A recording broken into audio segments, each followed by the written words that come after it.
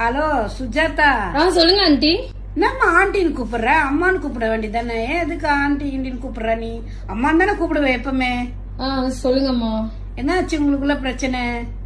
அம்மா அவனை பத்தி உங்களுக்கு தெரியாதுமா. அவன் வந்துட்டு என்ன ஃப்ரீடமாவே விட மாட்டேங்கிறா. சந்தேகப்பட்டுட்டே இருக்கான். என்ன சந்தேகப்படுறானா? அவன் வீட்டுல நான் வந்து கேட்டா ஒரே புலம்புறான், இந்த மாதிரி ஒரே அழுகுறான், சாப்பிட மாட்டேன்றான், அழுதுனே இருக்கிறான், தூங்க மாட்டேன்றான், ஒரே தூக்கம் இல்ல, ஒரே அழுகுறான். அவன் என்னம்மா நீ இந்த மாதிரி பண்ற? என் பிள்ளைய பத்தி எனக்கு தான்மா தெரியும். நீங்க காலே பண்ண மாட்டீங்க ஆண்டி. அவன் இப்படி எல்லாம் பேச சொல்லி கொடுக்கறான் உங்ககிட்ட.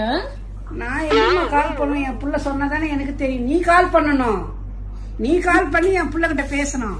ஆண்டி அவனை பத்தி உங்களுக்கு தெரியல ஆண்டி. அவன் ரொம்ப டாக்ஸிக்கா இருக்கா ஆண்டி. எனக்கு வேணாம் ஆண்டி. என்னமா டாக்ஸி புக் பண்ணா நீ சண்டை போட்டு கிடக்குற இவ்வளோ?